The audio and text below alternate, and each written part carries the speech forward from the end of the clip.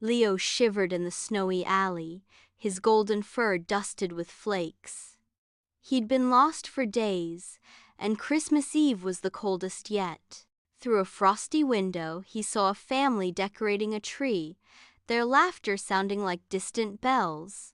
With a whimper, he pawed at the back door of the house. Inside, young Emily heard the scratch.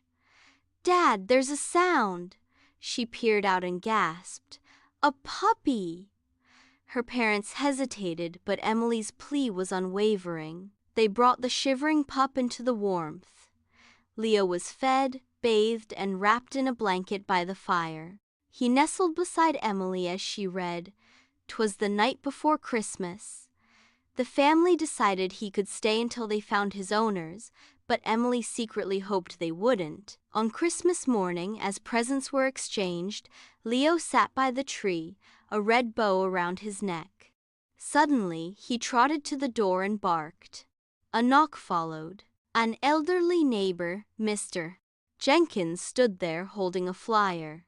"I'm looking for my grandson's dog he's visiting for."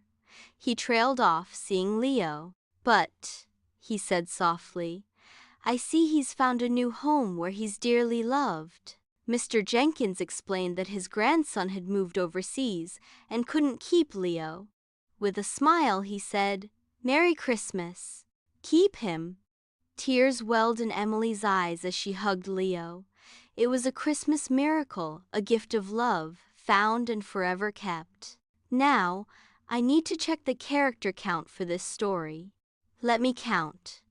Approximately 1,200 characters. I need to expand it to 2,000 characters. I'll add more details and scenes. Expanded Christmas story with a puppy. The December wind howled through the city, weaving between buildings and whipping snow into dizzying spirals. In a quiet alley, nestled behind overflowing bins, a small, golden-furred puppy trembled. Leo, a name he hadn't heard in days, remembered only the scent of his former boy and the rumble of a car that had left him here. Now his world was cold and white. His paws, numb and sore, carried him forward. The enticing smell of roasting turkey and gingerbread led him to a row of cozy houses. One in particular glowed with multicolored lights. Through a large frost-kissed window, Leo saw a spectacle of joy. A family was decorating a towering evergreen with shining baubles and tinsel. A girl, about 8 years old with ribbons in her hair, placed a star on top with her father's help. Their laughter, warm and bright, cut through the glass and reached Leo's ears. It sounded like hope. Driven by a longing he didn't understand, Leo stumbled to the back door of the house. He raised a tentative paw and scratched at the wooden frame. Inside, Emily paused while hanging a candy cane on the tree. "Shh," she said to her parents. "Listen." A faint, desperate whine followed by another scratch. Her heart leapt. She rushed to the kitchen door and flipped on the porch light.